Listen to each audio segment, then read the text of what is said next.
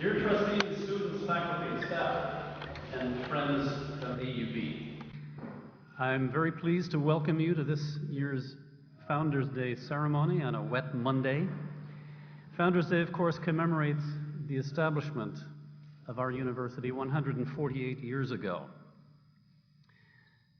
Founders Day is our annual opportunity to consider what makes this university unique in the region and in the world.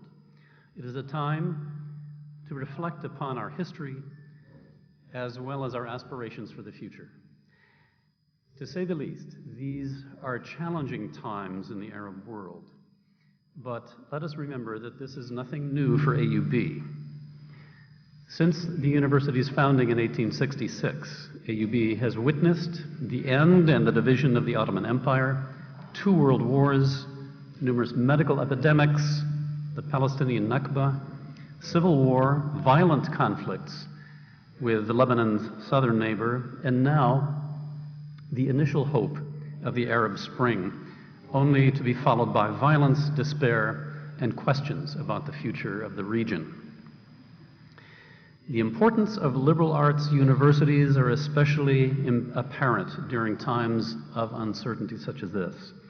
Universities like AUB play a unique role as institutions of cultural continuity and positive instruments of change. They are vessels of academic ferment, guarantors of stability and future promise, exemplars of community engagement, and producers of future leaders. They serve as resilient and influential anchors wherever they exist, but in no place more so than in today's globalizing world. Despite challenges that few universities have experienced, AUB has never closed its doors and has grown to become one of the finest and most respected universities in the Middle East, and I would say the most. In his keynote address today, Dr. Marwan Muasher will speak at greater length on AUB's place in the current Arab context. But first, we have the opportunity to celebrate the creativity of our students with the annual Founders Day Student Essay Contest, now in its 16th year. This year, we gave the students 2 quotes as prompts. These quotes are similar in context and are both from the MENA region, but are separated in history by over 4,000 years. The first is from AUB's founder, the Reverend Daniel Bliss. Make this your rule. Lay aside pride and be willing to learn from anyone. Be willing to be taught by the most ignorant if he can impart any new thought unknown to you. The second quote is translated from an ancient Egyptian wisdom text, the teaching of Ptahhotep, that was probably written around 2300 BC. Do not be proud on account of your knowledge, but discuss with the ignorant as with the wise. The limits of art cannot be attained. There is no artist whose talent is fulfilled. Fine words are more sought after than malachite, but can be found with the women at the grindstone. With these ideas in mind, I asked the students to write about a time when they learned something important from an unexpected source. In essence, this essay theme goes to the very heart of the liberal arts model of higher education, that profound learning and knowledge comes from many sources and from a multitude of experiences, both inside and outside the classroom. Before announcing the winners, I want to extend my special thanks to the faculty committee who were asked to review and judge the submissions. Dr. Amy Zenger, Associate Professor in the English Department, as well as Director of the Writing Center. Dr. Hassam Srour, Assistant Professor in the Engineering Management Program, and Dr. Emily Odell, Visiting Professor in the Civilization Studies Program. I also want to express my personal appreciation to all of the students who took time to write an essay this year.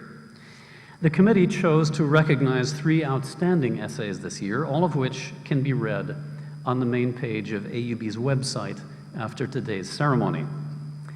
Third prize has been awarded to Rayan El-Bari, a sophomore biology major in the Faculty of Arts and Sciences, for his essay entitled A Summer to Live. Rayan.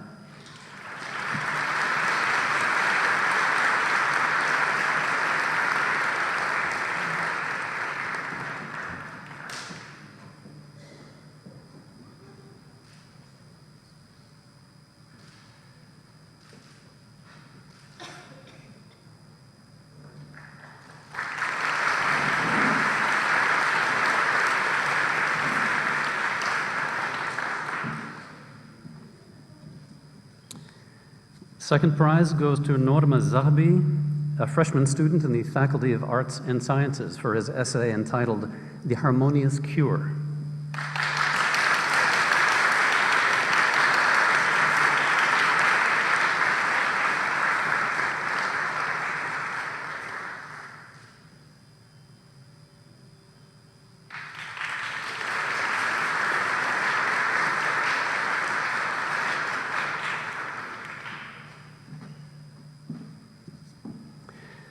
First prize has been awarded to senior Majid Salim Nassan, who is also in the Faculty of Arts and Sciences, majoring in political studies. I'd also like to note that in 2012, Majid initiated the student project Hand in Hand to aid Syrian refugees, coordinated by AUB's Center for Civic Engagement and Community Service. He also worked as a field officer for the local Lebanese NGO Aleph in the summer of 2013, and was hired by UNRWA as a research consultant for a project last spring. Please welcome Majid, who will read his essay called Never Forget Passion.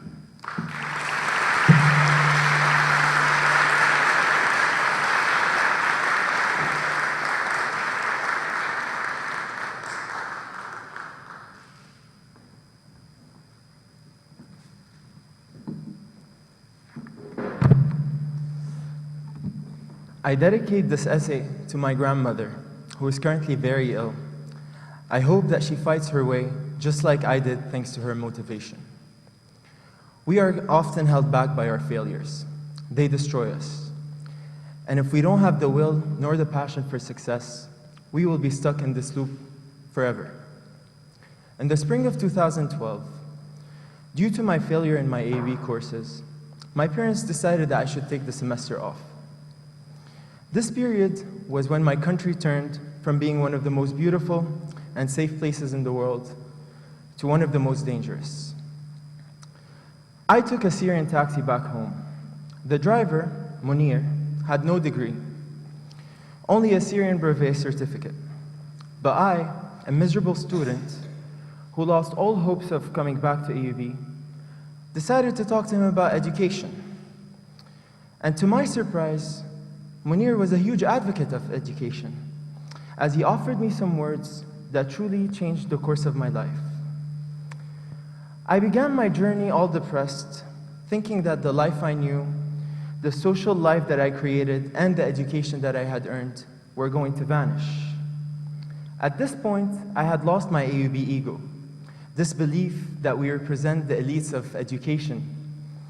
I was a failing student with no short nor long-term goals. Munir, who had been driving me to Syria since I came to AUB, looked at me and said, "What's wrong, son?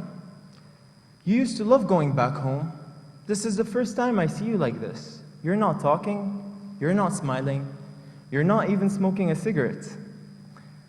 I realized that my future could be like his, with no goal, no degree, and no fancy job. So I went ahead and told him my story. I told him how I let my pleasures and my ignorance get in the way of my education, my career, and my success. Munir then looked at me and said, "I grew up with 7 brothers and sisters, all of whom had a baccalaureate degree, and 2 with a university degree. I was the oldest, so I had to work with my family and help feed them. However, not a day goes by in which I don't regret leaving school. Education is a virtue. Education is what opens the doors for your future." At this point, I couldn't help but feel sorry for both him and I. He asked me what I was studying. I told him computer science. He went on to say, "You know how in the Syrian system, you either get a scientific baccalaureate or an arts baccalaureate? This wasn't created to compare between the two. On the contrary, both are equal, but each one needs certain skills. Science needs good chemistry, physics, and biology. Art needs good history, philosophy, and writing skills." I immediately dismissed his argument by saying, "That's not true, because art students aren't offered jobs the moment they graduate, science students are." I was still convinced that computer science was the major for me. Munir then looked at me and said, "If you have a passion for what you study, no matter what it is, you will succeed. Do you have passion for computers, Majd?" After careful thinking, I realized that computer science did not create any passion within me. So he went on to say, "Don't be ashamed of your failures. Learn from them. Find your passion, and you will succeed." When I arrived home, my parents greeted me with big disappointment. "We put so much effort in paying for your education. Your brother and your sister both went to Damascus University. But we thought you were meant for something bigger and greater. Sadly, we were mistaken." Nothing was as painful as my mother's disappointment. It devastated me even more than I was. The first month, I stayed home in my room, depressed, hopeless, and ashamed. As I started to think about my future, Munir's words came back to me. What is my passion? What am I supposed to do in life?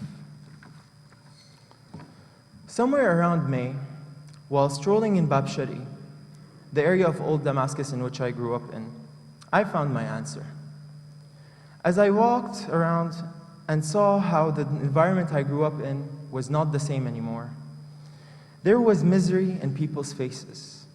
Even the Damascene jasmine was nowhere to be found, as if it intentionally didn't bloom because it was morning. My parents' businesses were closed. Everyone was too scared, not knowing what the future had for them or for our country. Then I realized my passion to be Syria, its well-being, and its future. But what would I study to make such a passion a reality? Prior to joining the Department of Political Studies, I thought that such a major wouldn't help me reach my goals. I viewed political studies as a major for students who either want to dominate the world, steal our money through lies and deception, or for students who weren't accepted into any other major. Sadly, this view still dominates the AUB community. I was mistaken about political studies. It doesn't teach you how to dominate the world. It shows you what's wrong with the world and how you, as a person, can fix it. After countless arguments with my parents about the prospects of such a major and the future I could have, I asked Munir to take me to Beirut.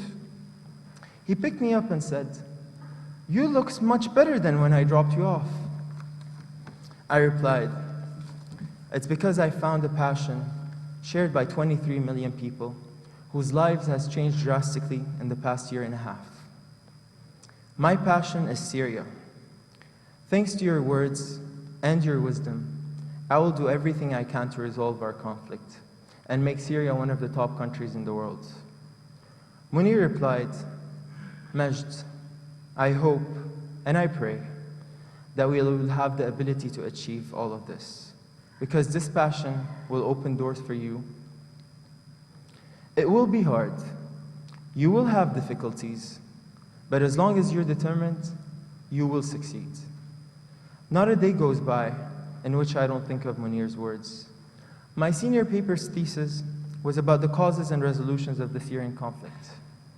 Shortly after handing in my paper, I invited Munir to tell him about it.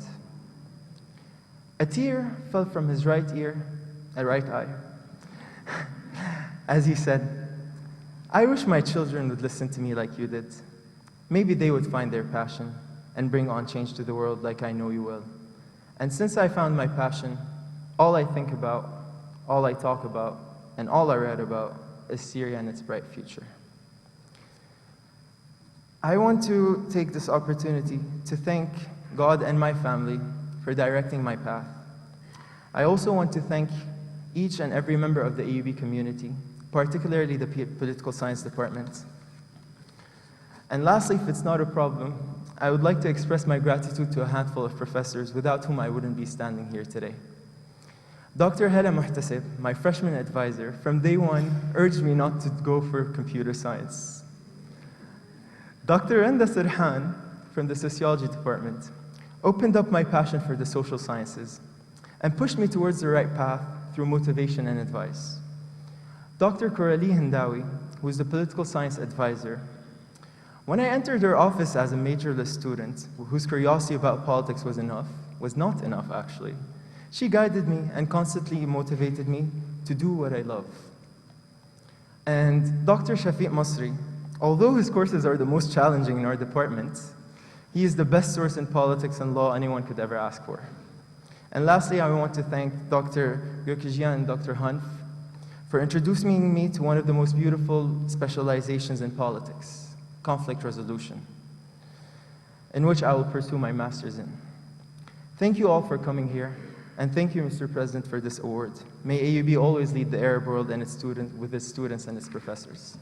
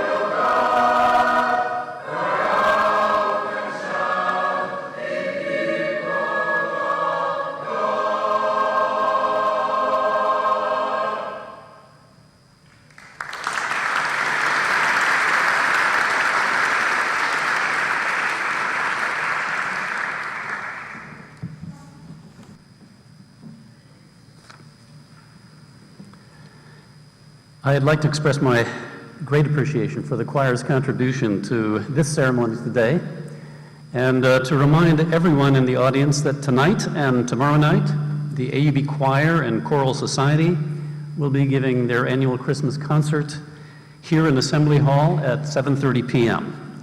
The concert this year features the choral music of Eastern Europe, and I hope you can all join us for this festive occasion that ushers in the holiday season.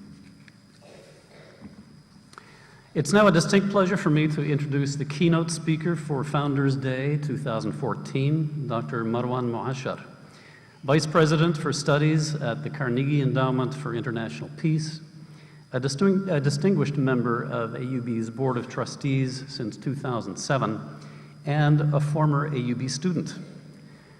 Prior to joining the Carnegie Endowment, Muasher served as Senior Vice President for External Affairs at the World Bank. Before that, he held numerous high-level governmental positions in his native country of Jordan.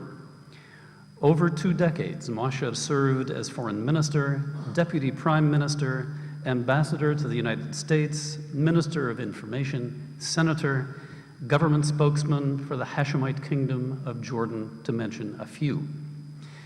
Throughout his career and in all capacities, Marwan Muasher has been a tireless advocate for peace in the Middle East and the advancement of this region. In his current position, he oversees research on the Middle East for the Carnegie Endowment, and he is author most recently of The Second Arab Awakening and the Battle for Pluralism, published by Yale University Press this year, and is a prolific writer who offers an incisive perspective on current events in this region. Please join me in giving a warm welcome to Marwan Muasher to deliver this year's Founders Day address on AUB's role in the Second Arab Awakening.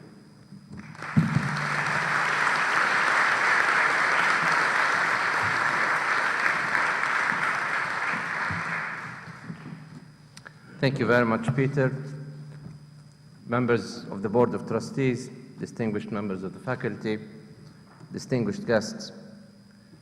Before I start, I just want to tell Majd that I too was a computer engineer.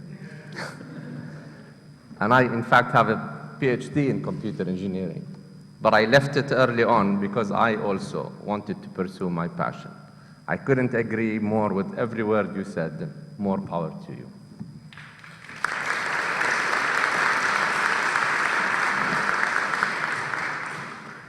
It is an honor to give AUB's Founders Day speech for the second time, particularly as a moment when the region is witnessing a historic transformation process. I gave the first speech in 2006, right here, where I warned that the status quo was not sustainable in the Arab world, and where I called for a serious reform process for countries in the region. Now that the Arab uprisings have launched a process that will necessarily unfold in decades rather than years, how do we ensure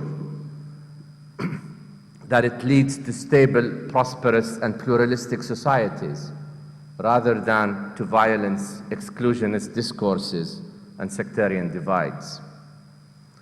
As the region underwent its first Renaissance movement in the 19th and 20th centuries, AUB played a central role in helping provide intellectual frameworks as well as in training future leaders for the entire region.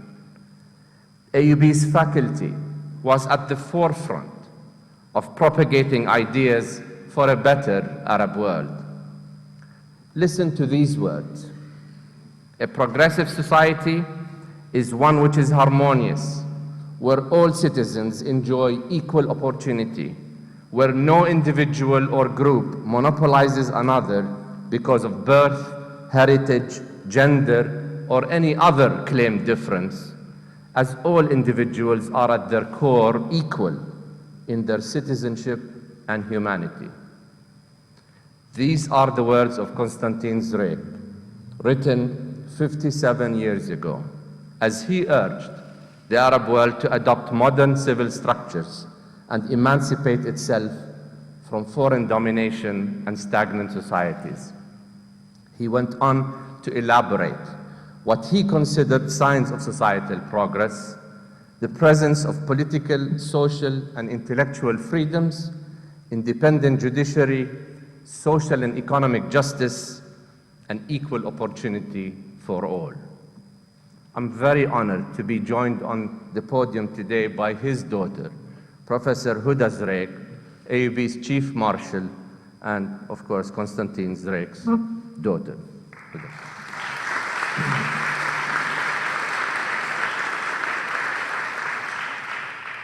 Zreik could have been writing about this today. He, of course, was an AUB professor, its once interim president, and the intellectual father of Pan-Arabism. During the era of what I call the first Arab awakening, Zreik and other AUB faculty and students played a central role in promoting such progressive values as freedom of thought, individual rights, peaceful rotation of power, and equality of opportunity. Values they aspired the Arab world to adopt. AUB went on to graduate great leaders in all walks of life, hailing from all parts of the political and economic spectrum to lead their countries into modernity, often against the obstacles of foreign domination, domestic authoritarianism, or the creation of the State of Israel at the expense of Palestinians. One need only mention a few of these thinkers that called AUB home, such as Yaqub Sarrouf, Charles Malik, Ihsan Abbas, Walid al-Khaldi, Kamal Salibi, Constantine Zreik, and many, many others, to appreciate the role this great university played in providing a liberal and forward-looking intellectual milieu for the whole region. But the Arab world is not in good shape today. The Arab uprisings that started almost 4 years ago have not so far resulted in stable, democratic, and prosperous societies. Popular movements against authoritarian rule have not yet found a way to transform themselves from protests to building democratic institutions and cultures, while status quo forces mobilize to work against any change. Governments have not yet understood that from now on, keeping power necessarily means sharing it. With the exception of Tunisia, which is witnessing a smoother transition process due to its inclusionist discourse, the rest of the Arab world is struggling at best. ISIS in Syria and Iraq might not be a military superpower, but it is hitting at the core of the cultural diversity of this region and threatening centuries of coexistence for the different communities that make up not just Iraq and Syria, but the whole Levant. In countries such as Egypt, exclusionist policies by both the Muslim Brotherhood, the military, and the secular so-called liberal forces have meant that the country is still mired in deep economic crisis and political stagnation. And in the Gulf, countries are still behaving as if the problems are purely economic and have attempted to literally pour handouts inside their own countries as well as around the region in an attempt to slow down, if not reverse, this transformational process we are witnessing. 4 years after the start of popular movements, frustrated by their government's lack of attention to good governance and equitable growth, few lessons are yet to be learned. We now know that the label Arab Spring has proven too simplistic. Such transformational processes defy black and white outlooks or expectations. What has become clear is that these are processes that will need decades to mature and whose success is by no means guaranteed. I call this process a second Arab awakening. The first one started with an intellectual renaissance that found its way eventually into popular movements. The second awakening started with popular movements that have yet to be contextualized within intellectual frameworks. So far, these movements have better articulated what they are against than what they are for in a detailed manner, lacking the capabilities or experience to transition to democracy. But the debate to define what this awakening is about has started, perhaps 70 years too late, and that is healthy by itself. What would define the success of these movements anyway? I argue that the principal fight in the Arab world from now on should be a battle for pluralism, not simply one against despotic rule. Without the commitment to pluralism, none of the objectives of freedom, dignity, and justice can be achieved. The battle against despotic rule was waged decades ago, but only succeeded in exchanging foreign despots for domestic ones. The second Arab awakening must not emulate the first, but go beyond it. It must anchor new polities in respect for political, cultural, and religious pluralism, gender equity, good governance, rule of law, and inclusive economic growth. If there is one factor that has contributed the most to the stagnation that Arab society has witnessed during the last several decades, it is the almost total absence of diversity and pluralism from Arabic political discourse, as foreign interference and domestic and despotic regimes combined to deny societies that diversity. In this region, truths are still regarded as absolute, and a single person, party, or ideology is presented as the holder of all the answers to all the problems. The role of the public has been largely to submit. Is this battle for pluralism, however, being fought today after the revolts? The answer is nuanced at best. And while several forces are claiming a commitment to pluralistic principles, whether regimes that have not been toppled yet, political Islamists who assume power in several countries, or emerging new parties that are trying to carve a place for themselves in this new Arab world, it is clear that this commitment has often proven to be little more than lip service. So far, the developments of the last few years seem to suggest that when in power, all forces, secular and Islamist, tend to prioritize their privileges over democracy and pluralism. If the new Arab order still insists on winner-take-all approaches and zero-sum outcomes, and if the principle of the peaceful alteration of power does not become firmly entrenched in Arab societies, the second Arab awakening will be for naught, and the future of the region will indeed be bleak. But clear torchbearers of this battle for pluralism have yet to emerge, again with the exception of Tunisia. All attempts to create a new Arab order by all the forces I described above have so far stopped short of a categorical, unqualified, and genuine commitment to the right of all parties to organized political activity, including a solid commitment to individual and minority rights and a refusal to resort directly or indirectly to force.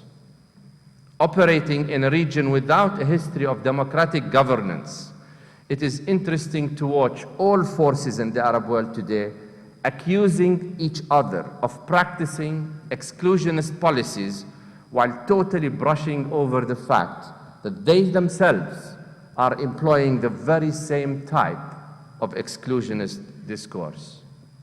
The transformational change will have to play itself out, arriving in the end either at political forces suppressing their opponents by force and therefore achieving little from this awakening, or in a realization that fighting for one's right to operate must include fighting for the same right for others, thereby resulting in pluralistic and stable societies.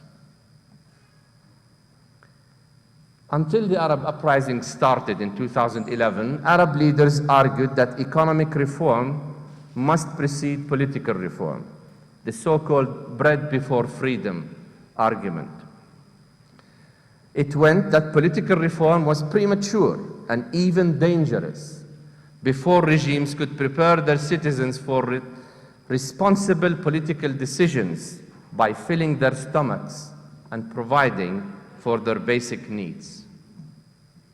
But economic liberalization, which included not only privatization and freer trade, but also more liberal investment laws and stronger integration with the world economy, more often than not, failed to achieve either political or economic reform.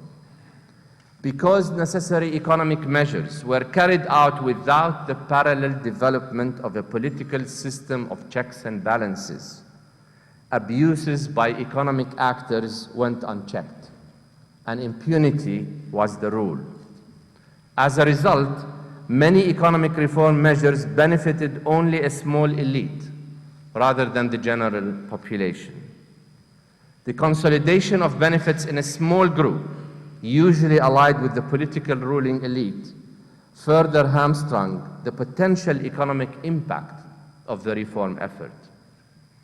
In the absence of strong parliaments able to exercise proper oversight and a free media, the privatization of many state industries was often conducted without complete transparency and led to a perception, often justified, of corruption.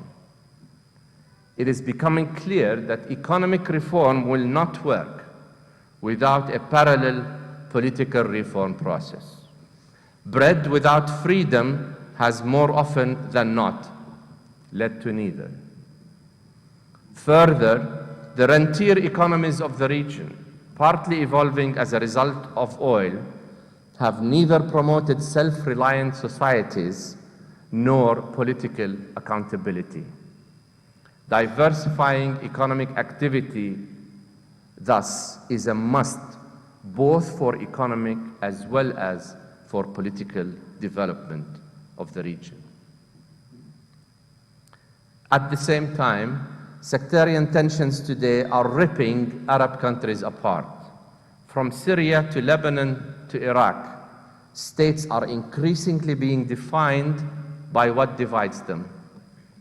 The Sunni-Shia divide in particular is emerging as the single most threatening factor to national cohesion in all of these countries and beyond. Left unaddressed, hope for a stable and prosperous future for the Arab world is fleeting. The sectarian divide is most glaring in countries that were shaped by colonial powers and stem from the famous or infamous Sykes-Picot Agreement of 1916. Throughout the region, different communities sharing the same Arab heritage but different religious or ethnic backgrounds were lumped together in artificial countries without a parallel development of national identities. And even though almost 100 years have passed since that agreement, governments in these countries chose to maintain stability through force rather than to invest in building a true sense of citizenship, where national identities would trump any other allegiances. For the last century, leaders have used religious and ethnic differences to create rifts and exploit them to extend their reign. The result has been that people today identify principally as Shiite or Sunni or something else, a Kurd in Iraq would think of himself or herself first as a Kurd and not as an Iraqi.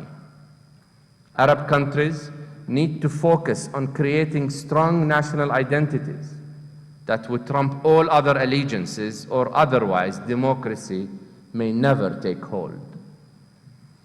The Arab world's cultural, ethnic, and religious diversity should be regarded as a strength rather than as a weakness. And that means governments must foster a sense of citizenship that values diversity rather than a narrow form of nationalism that emphasizes the preeminence of certain groups over others. In order to foster this sense of citizenship, national education systems need to be reinvented. Teaching subservience and devotion to an all-powerful leader or group should be supplanted by an allegiance to the nation. Second, the rule of law must apply to all. The majority group and minorities must be treated equally. A common theme among all the uprisings in different Arab countries has been social justice. But for years, a rentier system in which favors are given to some in exchange for loyalty at the expense of all has governed most of the Arab world. As a result, most people don't feel that their citizenship is enough to allow them to advance in life based on their own merit. And most have resorted then to several sub-identities, religious, tribal, or geographic, as a more effective way for their grievances to be addressed. So long as there is no equality before the law for all citizens, Christians or Muslims, Sunni or Shiite, Arab or Kurd, men or women, people will resort to narrow forms of tribalism. And third, the freedom to be different must be legally protected. While it was understandable that most Arab publics wanted to expedite elections and the constitution writing process, it is vital that the basic rules of the game are agreed on first before developing a constitution. Enshrining these freedoms early on will both ensure a smoother transition process and reassure all citizens that their basic rights will be protected by the government, and as a result, promote a stronger identification with the state. The obstacles standing in the way of developing these sustained norms of diversity are many. In a region where such a holistic culture that encompasses political as well as cultural and religious diversity has probably never existed. The Arab-Israeli conflict has been one of the major impediments to domestic reform, having served both as an impediment to reform and an excuse for not undertaking it. The continuation of this conflict and Israel's insistence to deny Palestinians the right to self-determination is a major impediment to developing peaceful, stable, and pluralistic societies. But further, Israel's call for it to be recognized as a Jewish state is the worst model in promoting the ethnic or religious purity of states in the region. What is needed is just the opposite, the celebration of diversity as a source of strength and renewal for the societies in this part of the world. To accelerate this process of change, the region desperately needs change agents. And yet, it lacks today individuals who can provide the vision, leadership, and moral values necessary to promote such a discourse. For a variety of reasons, a Nelson Mandela, a Mahatma Gandhi, or a Martin Luther King Jr. have not emerged in the region today. And yet, we cannot wait for such leaders to emerge before we embark on this process of change for a better Arab world. That is why AUB's role is so important.